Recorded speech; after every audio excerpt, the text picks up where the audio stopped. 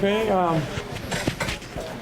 welcome to our fifth open house in the Geology Department at the University of Utah.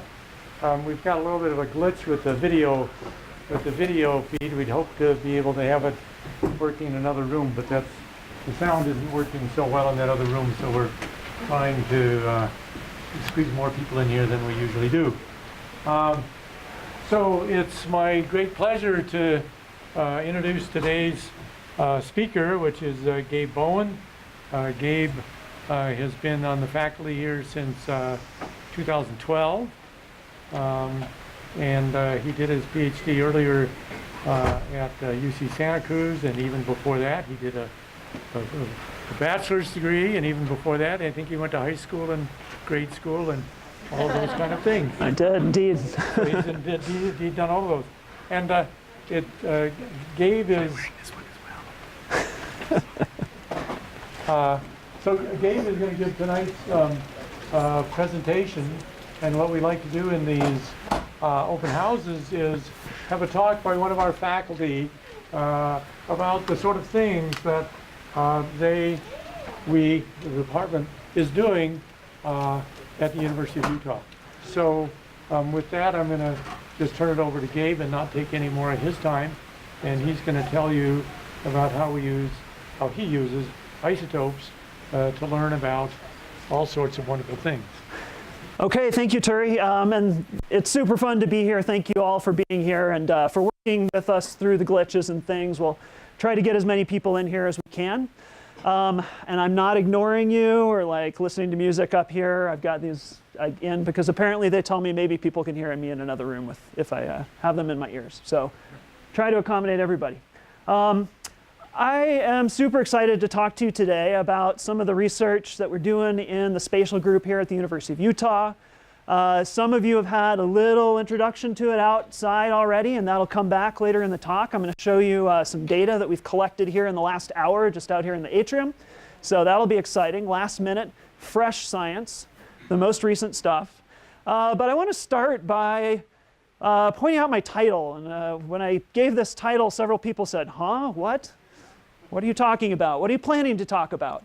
We are Earth walking. And I want to put this in the context of a couple of other things that you, sayings that kind of mean the same thing that you probably have heard if you haven't heard this one. And so the first one is here. We are made of star stuff. Kind of a famous quote. Many different people have said versions of this, but this is a famous one. Anybody know who this is? Who said this? Carl Sagan. So Carl Sagan, we're made of star stuff. Okay? The other one is, you are what you eat. Does anybody know who said this? That's my mom. Oh, you guys are good. Okay. So it turns out both Carl and Mom were right? They kind of mean the same thing. They're just thinking at different scales. Carl's thinking at the very grand scale of the cosmos. And it's not a very practical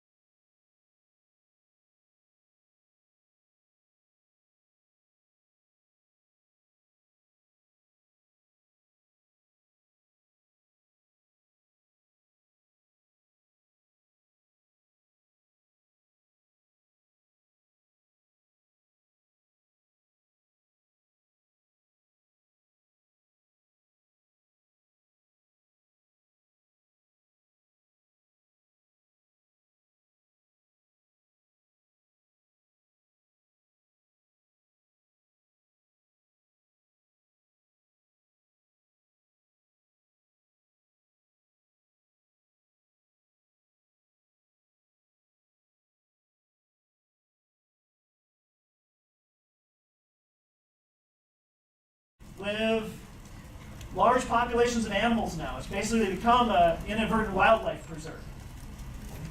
And these animals are affected by and exposed to the radioactivity here. Right? So it's an example of an environmental contamination. That contamination, that radiation propagates through the food web and into the organisms that live there, like these wolves who now live in abundance.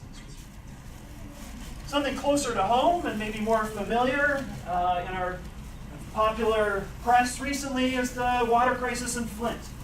Right? Where again, it was human activity that caused the problem, that put the lead into the built environment that these people live with, interact with, and consume from on a daily basis, and this led to exposure problems, health risks in these communities. So there are two examples that focus on human activity, but it's not all humans. The natural environment that we live in also holds contamination risks for us, potential health risks. And so one example, for example, is arsenic in groundwaters that we might drink. High natural concentrations of arsenic exist in groundwaters in various different places in the world, including in the United States. Right? That arsenic can be at levels that's deleterious to the health of the people who live there if they're drinking that water. Radon is another very common one. Natural radon seeping up from the Earth's crust, right? If it accumulates in our dwellings, can have negative consequences for us. So these are maybe the most common kinds of examples where we think of the relationship between environmental chemistry and humans, and in this case, human health. But the point I want to make here today is that it's not just contaminants, it's not just toxins, okay? Everything in us comes from our environment. And so we're connected at a fundamental chemical level to the environment that we live in ways that go beyond just contaminant exposure. And so, for example, the carbon in our bodies, right, that makes up the backbone, the skeleton of the molecules, the biomolecules that build up our tissues, comes from things that we eat. And the challenge with seeing this connection, right, we know it's got to be true. We're not built of nothing. We're not built of new material. Matter's not created when our bodies are formed. We're taking in material from our environment. The challenge, though, is that these common elements like carbon and hydrogen and oxygen, which make up our bodies, well, they make up our bodies. We can't just look at how much carbon is in us, right, and see a link to our local environment. We look at how much carbon it is in us, we might learn something about our body size, our body mass, but it doesn't tell us inherently about our connection to the environment. Fortunately, we have another kind of tracer that we can look at, another tool that we can use to see that connection and to learn from it. And these are the stable isotopes. And so it turns out, this is what we focus on in our group, it turns out that not all carbon is created equal. Most carbon in our environment, for example, looks kind of like this. It's the carbon that you'll find on the periodic table, and it's characterized by an atomic mass of 12. And that atomic mass of 12 comes from its nucleus and the fact that it has 6 neutrons and 6 protons, each with a 1 atomic mass unit mass. Okay? This is our normal garden variety carbon. It's what we think of as carbon. However, nature sometimes sneaks 1 or 2 or more extra neutrons into the nucleus of some atoms. And this happens with carbon, it happens with all of these other atoms that we're talking about as well. And so in carbon, adding 1 extra neutron to the nucleus makes it 1 unit heavier. Now it has a mass of 13 instead of 12. And this is useful to us because these both exist everywhere in nature. They're out there. They're in you, they're in me, they're in the seats that you're sitting on and the carpet on the floor, they're in the CO2 in the air that we're breathing right now. But the relative amount of these two varies from material to material, from place to place. And in this, we have a fingerprint. We have something that we can see and we can measure that can be used to establish a connection between a person, a material, an organism, and the environment that sits in. Let me mute this so you don't hear my Facebook announcements show up. Okay. So isotopes. If we go to this sugar molecule here, it might be in your body, it might be in mine, what we see is that we have some carbon-12, some carbon-13, but depending on the origin of that molecule, depending on the origin of that tissue, or even where that person's been or what they've been doing, the ratio, the amount will be different. That's what we're interested in. So one very nice example, some of the other people here at this university have been involved in kind of pioneering this field. If we look at carbon specifically, and we look at different kinds of foods that we eat, the ratio of that rare carbon, the 13 to the carbon-12, varies depending on the type of plant. And in particular, corn has a lot more of the carbon-13 than things like wheat. And so, if we just look at hair from people living in different places around the world, and we look at the amount of that carbon-13 in their hair, what we can see is that in different places, people have different amounts of carbon-13 in their hair, and that reflects the types of diets that they're eating. Here in North America, in places like Brazil and Kenya, there's quite a bit of corn used, sometimes directly consumed, but often fed to animals. And that carbon moves through the food web, and it can be seen in the hair of these people. Okay, so now we have a signal. We have something we can look at in a person, in their body, and we can relate it to the environment that they've been living in, or what they've been doing. And so this finds many different applications. So for example, anthropologists interested in the history of the slave trade. Right? These are people who are largely undocumented, where records don't exist. You can go to burials in various different parts of North America. You can exhume the remains of slaves that were buried there, oftentimes in mass graves, again without any documentation. And you can look at the isotope ratios of elements in their teeth. And that tells you something about where they've been living. And this has been used to distinguish how many individuals in a burial site maybe were born locally, born on site, versus individuals that actually were transported forcibly from Africa or other parts of the world to those sites. And so you can start to piece together the demographics. You can start to piece together the history and the structure of what was going on, better understand the history. Another example from a kind of pet project that we did, 15 years ago when I was a postdoc here, is looking at products. So in this case, looking at down. Right? Feathers in your down pillow come from waterfowl, right? Come from birds, and those birds are eating different kinds of material. Carbon isotope values might reflect that. They're living in different places, in marine environments, terrestrial environments. Other isotopes can tell us about that. So we can look at feathers, at down produced in different places, and we can see that the isotope ratios are different, and they give us a fingerprint. This could be useful for trade, for protecting markets, because now if somebody tells you that they're selling you a premium down from Iceland, from an eider duck, they're going to charge you double for the comforter, right? We have a tool you can look at and you can answer, is that right? Should I actually pay the premium? So there's a problem with this. I showed you some nice examples, but there's a problem with this. And this next slide is going to illustrate it, hopefully. All right, here are some isotope numbers.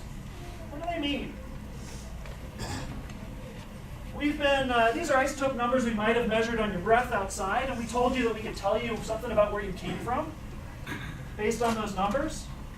If I show you these numbers, can you tell me anything about where you came from? What they mean? No, we're lacking a framework. Right? We're lacking a framework to interpret these. What about these numbers? Can you tell me something? Zip codes, all right. So now these numbers start to mean something. Why do these mean something and the other ones don't? Well, I would argue it's because we have a map. Okay? We have a map with some codes, and these codes we know we can associate with a map, and we know they tell us something about space. We know they tell us something about a geographic region. And so what we really want for the isotopes is an equivalent. We want a map to help us interpret what these numbers mean. And this is a major emphasis of a lot of our work in the spatial group here in the Department of Geology and Geophysics. These are all people who have worked with us on various dimensions of this problem over the last 5 to 10 years.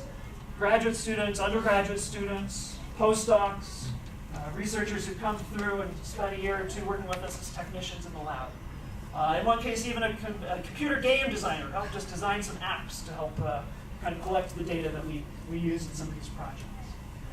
And so what I'll talk about for the rest of our time here is the approach that we're taking to try to build these maps, to build a framework, a reference to help us interpret isotope data in useful ways, especially looking at provenance, looking at where something came from, where a person or a product came from.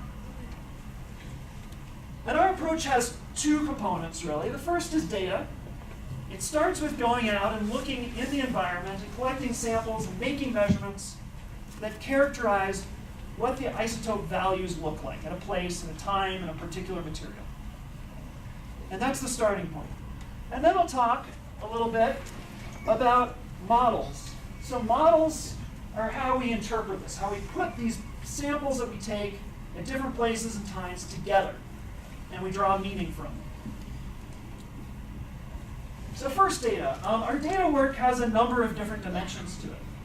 And actually one that I'm very excited about these days is not actually making data ourselves, but working with a vast community of researchers who are collecting these kinds of data and trying to put them together, pull them together in a way that we can sample the world to a much greater extent than we could if I went out and tried to do it myself. And we have an incredible opportunity in the sciences to do this right now, because we have a global community of science.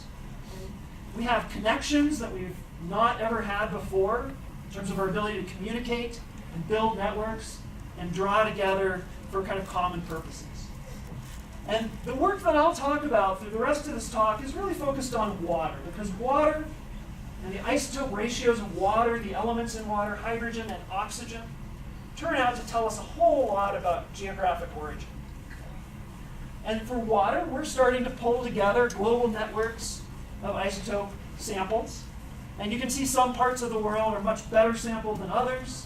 What you're looking at here are clusters showing the number of sites where we have samples of different water types. And we're pulling this all together, and you can't do this if you just say, Mr. Scientist, may I have your data? Right? I want to do something with it. Please give me your data. Right? A much better way to do this is to ask people to share their data, not just with you, but with the community.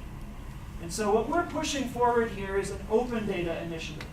When you share data with our database, my scientist colleagues in China or South America or Canada or Australia, okay, the data that go in are useful to us, but we also make them accessible to anyone in the world. You can go home tonight, and you can go to our website, and you can find some isotope data, and you can do with them what you will. Okay? Have fun. So, open data is a big part of this, and data compilation.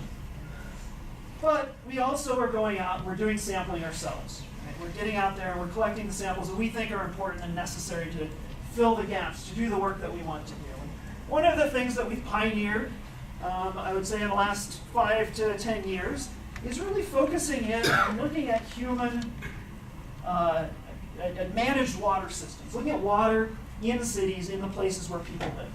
There is a long legacy, decades of work of hydrologists sampling water and measuring its isotope ratios in the mountains. They go to the high mountain catchments. They're very interesting places to study hydrologically. I happen to think that many of my colleagues also just like to go hiking in the mountains, but there's much, much less work looking at the city scale. And what we see is when we look at cities like Salt Lake and the greater Salt Lake Valley, or in this case, the San Francisco Bay Area, what we see is an incredible range of isotope values in the water. We see both spatial variability. The city of San Francisco looks very different isotopically than very close adjacent communities here in San Jose and Oakland. And we also see that these things are changing a bit over time. And in some ways, this is not a surprise. It's very important if we're interested in looking at the isotopes of people living in these environments, because we need to know something about this. But it's not a surprise because water systems are complex. And I don't expect you to get anything out of this except that water systems are complex. This happens to be a system diagram for the water supply of the city of Portland, Oregon, but it could be any city. Many, many different sources being brought in, different storage and transport, all to establish and sustain a stable supply for the people who live there. And so when people get involved, it gets complicated. We need different kinds of data, different ways of thinking and modeling these systems. And so that's one of the things we're really emphasizing these days in our work. And some of this is coming into play in a new project that we just started this year. And this is a collaboration with some Department of Defense partners. And the focus here is on creating maps, isotope maps, to help interpret data from the remains of POWs and MAs when those remains are repatriated to the US. So if a new mass grave is exhumed in Vietnam, or Kim Jong-un in North Korea decides to send some human remains back to the US, to the government, one of the first questions is, who do we have? Right? There are groups in the Department of Defense that are charged with that task, with identifying those remains, associating them with a missing service number, so that that service member can be accounted for, and some closure can be brought to the situation. The question is, how do you do that? Well, most of it is done with DNA, but for DNA, you need a match. You need to be able to sample the relative. And this can be a very, very big open-ended question. There are tens of thousands of missing service members on the rolls. And so if we had to go out and try to sample DNA from all of their relatives and make a match, it becomes a very big problem. The idea here is that isotopes can help us. They can help narrow the problem. We may be able to use the isotopes in the remains of teeth, for example, to establish where an individual was living as a child and help narrow the search picture. For this, though, this is a complicated problem. We need to not just understand the infrastructure and the different sources of water used by people in different places, and the isotopes in them, but also we need to go back in time, because the problems we're dealing with here involve individuals that were children in the early part of the 20th century, in many cases, when the water systems were different. So in this project, we're starting to piece that together and try to create these historical maps, right? Not just modern maps to help us do this problem. I want to take a brief digression here, because we're just embarking on this, and we're starting by trying to sample groundwater across the U.S. Groundwater supplies more than half of the drinking water in the U.S. And it's something that we haven't ever really adequately mapped the isotope ratios of before. So we're trying to build a database and a sample set to allow us to do that. And we are trying to come up with creative ways of going about getting those samples, about bringing them together. And one of the things that's, one of the secrets about scientists that you don't often hear is that scientists are people too. And most of us have hobbies and passions in addition to what sometimes involving our science, but in addition to the science that we do in our offices on a given day. I have a colleague who's a Civil War buff. I have a colleague who runs ultra marathons here, another one who's a semi-professional martial arts fighter. Okay? My hobby turns out to be flying, something I've been interested in since I was a kid. And I fly a 1960s vintage Cessna. And so we realized that one of the ways that we could take advantage of this kind of transportation for this project was to get around and really sample groundwater across a large part of the United States in a systematic way, efficiently and effectively. So actually 2 weeks ago now, just about 2 weeks ago, I got back from a 11-day cross-country trip where I covered a large swath of the southern US. And if you were a pilot and you were planning a cross-country trip, you might think that those lines are insane. You would never fly this way across the country. But the lines are all chaotic because I was stopping along the way at selected places to sample groundwater from the systems at each of these locations. I made a lot of landings and collected a lot of samples along the way. So, slide shows some pictures. I got to kiss both the Atlantic Ocean in Georgia and Florida, as well as the Pacific in California. Sampled and covered everything in between. Spanned a lot of the Great Plains, where there's the massive Ogallala Aquifer that supplies drinking water and water to irrigate farm fields across large parts of Kansas, Nebraska, Oklahoma. I got to fly over fog-filled valleys in the Appalachians, where the water cycle is very different than out there in the Great Plains. We have lots of little localized basins with groundwater being used. collected locally rather than these big aquifer systems. So we're interested in the chemical differences between them. And then in between, the deep south this year had a very, very wet winter, as did a lot of the area that I covered. And you see flooding along the White River here.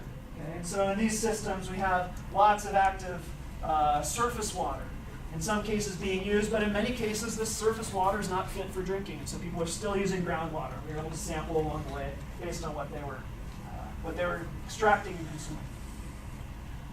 I saw a lot of infrastructure and a lot of kind of interesting human-dominated features as well.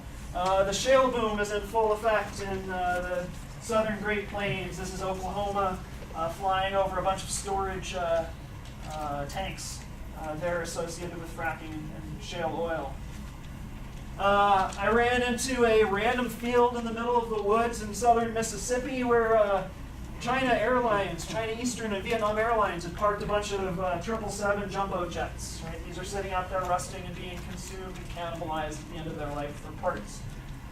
I got to stop in Panama City, Florida, where the city is still recovering from Hurricane Michael. This is some of the pretty typical sight that you see as you're walking around there. They're just starting to rebuild. I saw some interesting structures along the way too, along the border. Here's El Paso and Ciudad Juarez. And I think this is a fascinating, not to get into the border, but the Rio Grande, right, our major waterway that marks the border here, you can't even see. It's a trickle, there's nothing here. But if you look and just blur your eyes, you can see the contrast between the big buildings here and the much more chaotic assemblage of structures in Juarez on the other side. So a lot of fascinating things, both in terms of water, but it was also just an incredible trip. And I think that science is best when we combine our passion with what we're doing. I made 81 landings at various different fields. This is in Kansas, in southern Kansas, coming into a fairly typical little airstrip there. And landed at little strips tucked between strip mines in the Appalachians. Got to see a lot of very diverse things along the way. There was even some good food. But I think the most beautiful sight of all is I was flying back into Salt Lake. Anybody know these?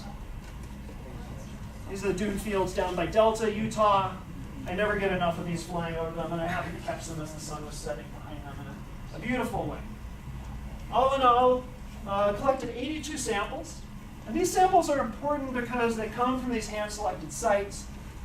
But also, unlike the samples which we accumulate from the published literature and from other people's work, right, in our open data initiative, right, here we have control. So we can use these. These are from known origin. We can use them. We know where they came from. We know what happened to them.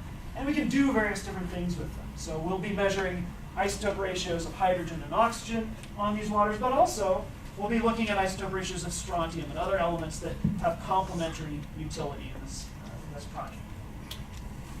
So, that was a gratuitous display of my spring break sampling trip. But it was exhausting. It was wonderful, but it was an exhausting 9 days. Right? 81 landings in 9 days is a lot. It was a lot of time. It was a lot of energy. And we can't do this for all of the sampling that we want to do. So another approach that we're taking, and that we've taken in some previous projects as well, is to try to involve the community, right? Get people to help us out with this. And we can do this fairly effectively. Our best example was in 2012 when Superstorm Sandy hit the east coast of the US. In about 2 days' time, we were able to take advantage of crowdsourcing science sites, websites out there that basically take science projects and pump them out to communities who might be interested in participating. We got involved with some of them. Want to help study hurricanes? Stick a jar out your window. Okay. And we developed a blog to communicate on a daily basis, give people instructions, what we were hoping they could do to help us out to collect these samples at a place where we weren't going to get to. Okay. Be safe, right? And then collect some samples. And we were able to get more than 100 people to help us out, okay, and cover basically the entire extent of the storm as it made landfall in the northeastern US and moved inland. This generated more than 750 samples. And it covered really the whole area that we were interested in. We learned some very interesting things about the isotope distributions in this storm. This is what the lab looked like every day for about 2 weeks as these samples came in. The people were amazing about even picking up their own postage, little things like this. We said we would pay for anything that people needed us to pay for, but people were, I think, many of them just enthusiastic to have something to do in the middle of this storm while they were waiting it out. People were also very creative about the sampling bottles that they used. And I'm happy to say that we only had to throw away a handful of shampoo bottles that weren't rinsed before they were used. But you see quite an array here, and it was really fun working through this. And in fact, then working with some of the people who helped us with the sampling to put together the papers that came out of this. Okay, so we need data, right? We depend on data. We depend on going out there and looking at the environment and characterizing it with measurements. And this is the starting point for making these maps that we need, right, to interpret the isotope data. But it's not the end point. Once we go out and we collect these samples, what we see is that there's gaps. We can never sample everything, every place, and every time we want to, and we need to. And so we need a way of filling the gaps. This is where modeling comes in. And I don't know how many people have a kind of a visceral feeling or understanding of what we mean when we talk about modeling in science, but it's Legos. We're making something that's not the real thing, but that we think is a good representation, right, in some ways. A useful representation of the real world system we're studying. We can do this physically. Most of what we do this on a computer. So we put together some rules. Maybe we look at the data, we try to learn the rules of the system, and then we develop a computer program that makes our best prediction of how it behaves.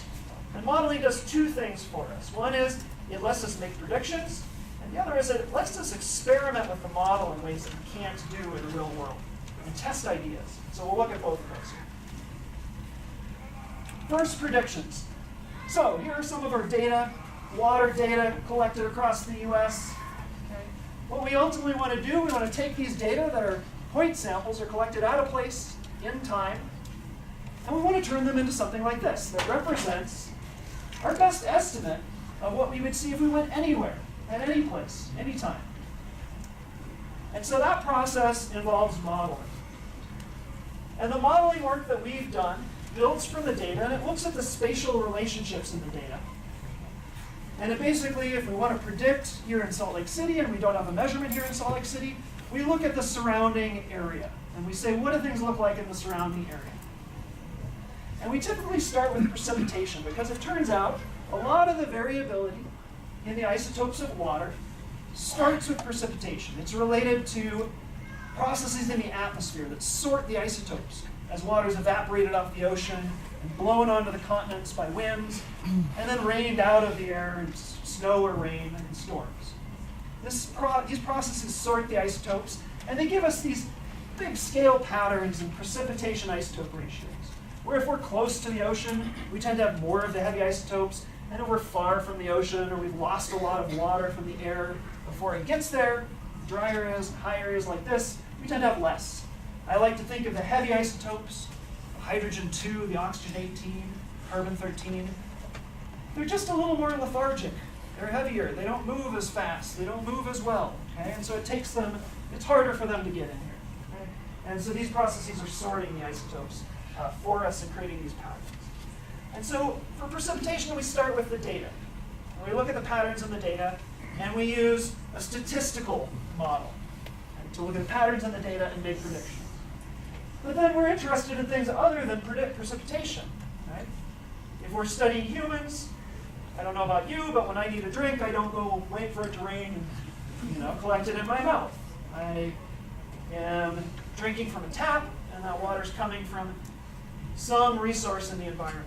So we can take what we predict for precipitation, and we can apply other types of models to make other types of predictions. For example, rivers. What you can see here is a similar looking pattern, a similar looking set of predictions. The warm colors here mean more of the heavy isotopes. The cool colors are kind of in the same place, less of the heavy isotopes. But you also see some other things going on if you look closely.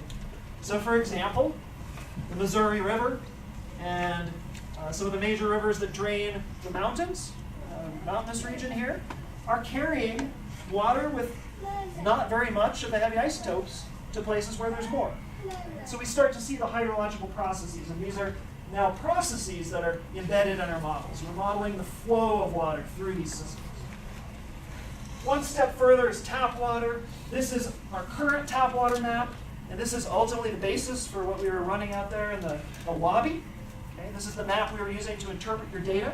This is our best estimate as of 2007 for what you're drinking if you're living in different parts of the US. And as I mentioned, we're working on this now actively to make it a smarter map that acknowledges that not just based on data like we were doing here primarily, but acknowledges that we have different water sources at different places. Groundwater, water brought in through diversions and things like this. So this is what we're doing in terms of trying to make predictions. Right? Trying to predict what we would see at a given place, and this is the template for interpreting the isotopes. But it's only part of what we need.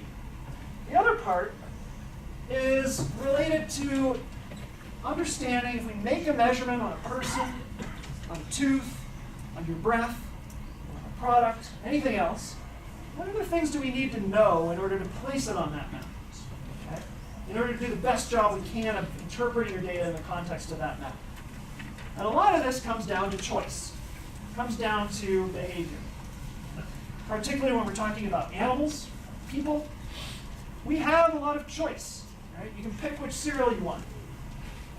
I don't know if there's anybody who we sampled their breath today who only drinks Evian, right? Or exclusively drinks Florida orange juice, okay? If you did, you would expect that you'd look a little different. You wouldn't look as much like your local environment here in Salt Lake City as you would otherwise, okay? So we need to understand how these factors, how behavior and choice affect our interpretation of your data.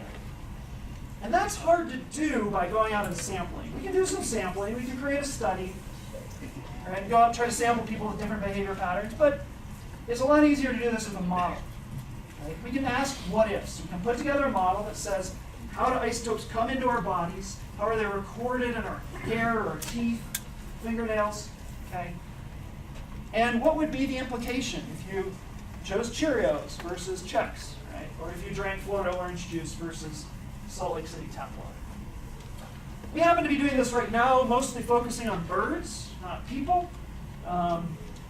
We'll do people eventually, but birds are of great interest in terms of movement as well. Migratory songbirds and their long distance movements are fascinating. They also have big impacts on populations, population decline in many species, we think. But it's very hard to track birds over these long distances. And so isotopes give us one potential tool to do that. So we're applying this to birds, and we're asking questions like, if Mr. Robin here ate the worm versus the sow bug, how would that affect them? Just nesting in one environment versus another, how would that affect our isotopes? So how do we do this? What does our model look like? Well, it kind of looks like a choose-your-own-adventure or a video game. Okay? We're modeling our bird, and the model consists of a set of questions and rules. Okay? And we build these questions and rules and build this model based on information from ornithologists in the field, monitoring the behavior of these birds, as well as sometimes just some simple guesswork and logic.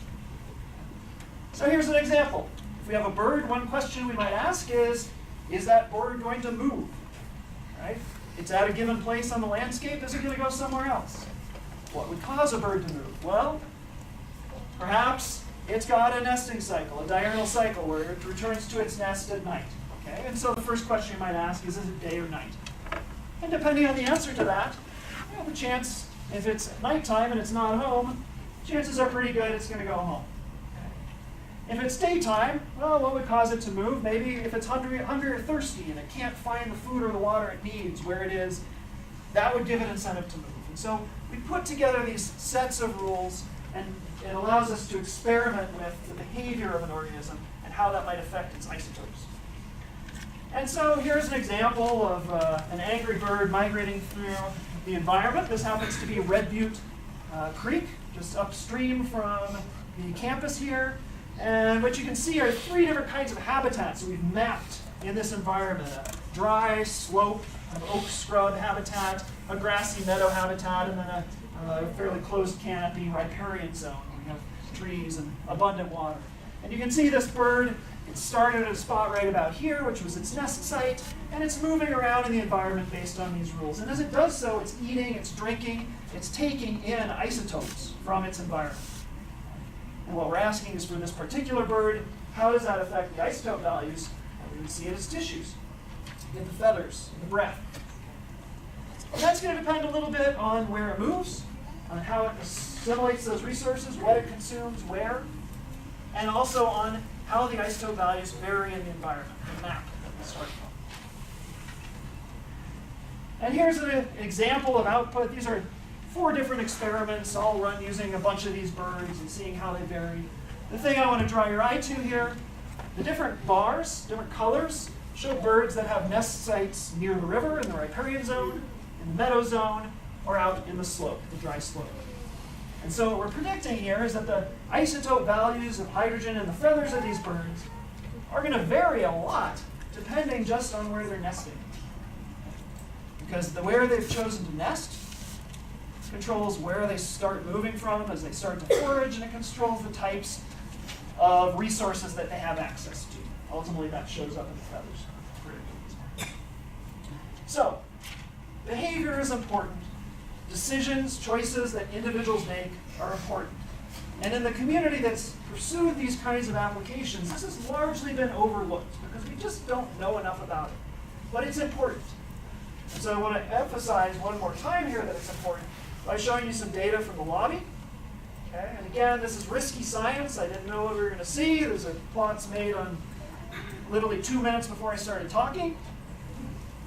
These are individuals who claim that they live here in the Salt Lake Valley and have not traveled outside of the Salt Lake Valley in the last 3 or 4 weeks, which is basically the amount of time it takes your body water to come into equilibrium, to reflect your local environment, you stay put. Okay? This is the range of values that we would predict, knowing nothing else, just first order prediction, the range of values that we would predict for a local resident. So what do we see? Well, I don't know what you think. I think our model's okay. I'm fairly happy with this. I didn't know what we were going to get, but most of the Salt Lake residents have values in this range, or pretty close to it when you consider the uncertainty of our measurements. But is everybody the same? If we just look at the single value that we predict for Salt Lake City on our map, we're going to get some people wrong. And so I don't have any information on you aside from where you told me you lived. So I don't know if this person took a trip to tell us about it. They only drink Florida orange juice. Right? The city of Magna has very different water sources than the rest of the Salt Lake Valley. So a person living in Magna, if they're drinking local water exclusively, I might predict that they'd have a different value. So there's lots of different potential interpretations of these. But what we're trying to do is get down to the level where we can make sense of some of this variability. And it's ultimately going to be related to where you are, the decisions you make, and how you interact with your environment. Okay. Now, here's the data. The gray ones are now the Salt Lake City, and the red's everybody else. Everybody who said they don't live here or they traveled significantly away from the Salt Lake City area in this time frame of 3 weeks to a month. So what do we see here? Well, again, I'm fairly encouraged. Okay? We have some people who are not local who look like they could be local. That's fine. If you looked at any of those maps, or if you remember the maps I've shown you so far, there are lots of places where water isotopes look like they look here in Salt Lake. Okay? So one thing with this method is we can't say you're from Salt Lake. What we hope to be able to say, and I think we can say, is you're clearly not from Salt Lake. Okay? And some of these people, we go look at this person again. We got to think about variability. But the ones that are furthest away, that we would say, just based on our interpretations, our first order interpretations, really don't look like Salt Lake City, are showing up as people who claim not to be from Salt Lake City. Okay? Certainly we see a much wider range of variability when we take everybody together than we just see the local. Okay? So that's the take home that I want to leave you with. When we look at these isotopes, we're not looking at something that affects your health. You're not looking at something that reflects your exposure risk inherently.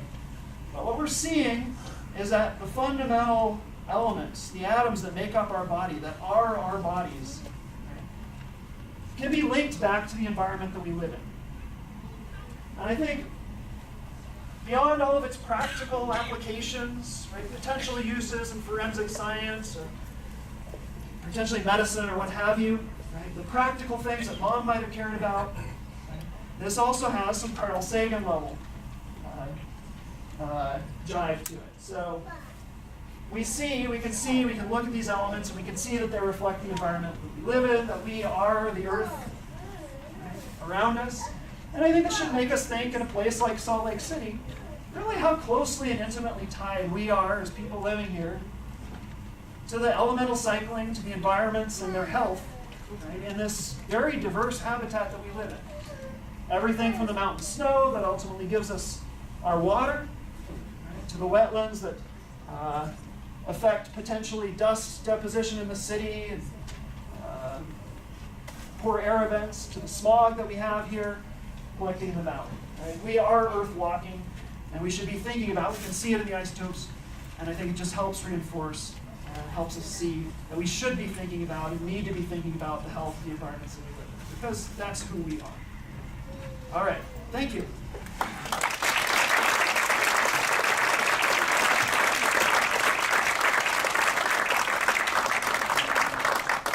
I'm happy to stick around for as long as people want and ask questions. I realize if everybody wants to get up and leave, it'll be a little hard to do that, but I'm happy to take a couple of these. I have a question. The map where you showed the United States and the heavier isotopes down in the south and by an ocean, right? That band is very narrow.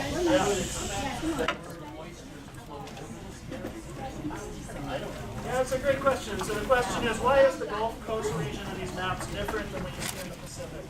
And one way to think about it, one way I would think about it, is think about the environmental gradients in those regions. When you're in the Gulf Coast, I saw this flying around there right a couple weeks ago. As you move from the Gulf Coast up to where I used to live in Indiana, it gets drier, right?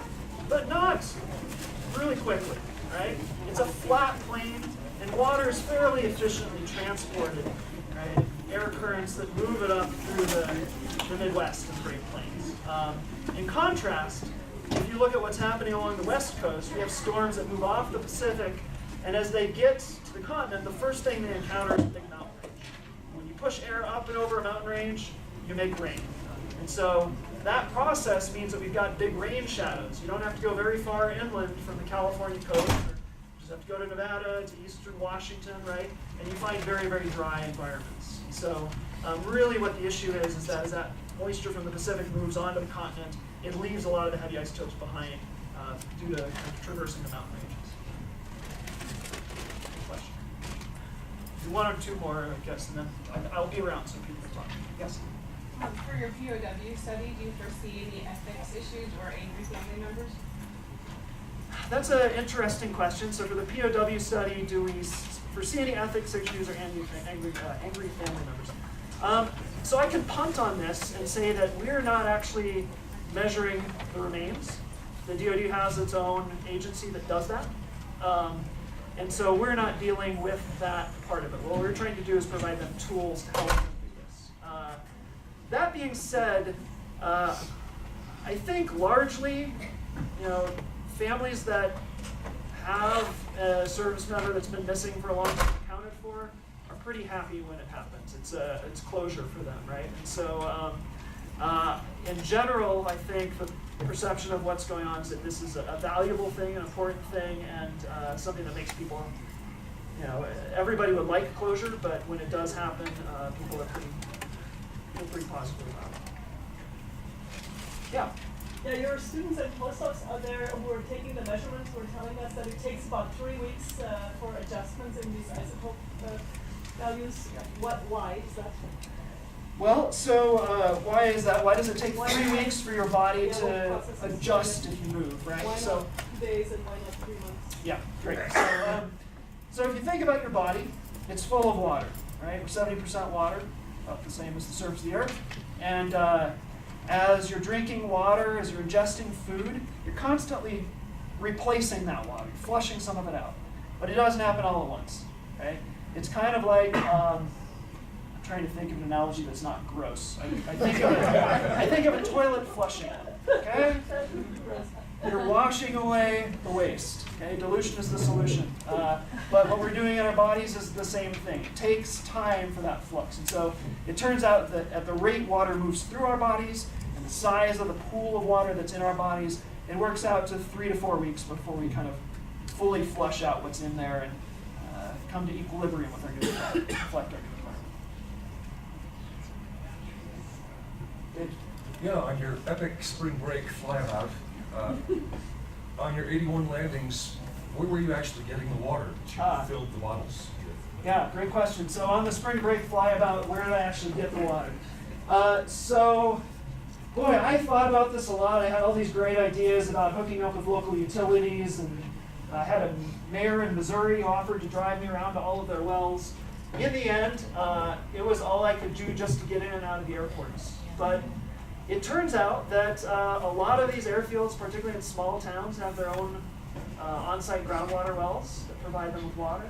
Others that are linked up now to the city water supply, you can find on the web, if you know where to look, ready information on the water supply for almost any place, almost any city or town in the U.S. So I spent several weeks before I started going through all that information and building up a queue, basically, of potential sampling sites where I knew if I landed and I sampled water at that airport. Most airports have a bathroom on site, and if I was able to sample at that, I would be getting water that I could associate with a known source, groundwater source. Okay, well thank you all for sitting here for an hour. Get out and stretch your legs. There's so much more to see and do in the building, and I will be here if you have more questions.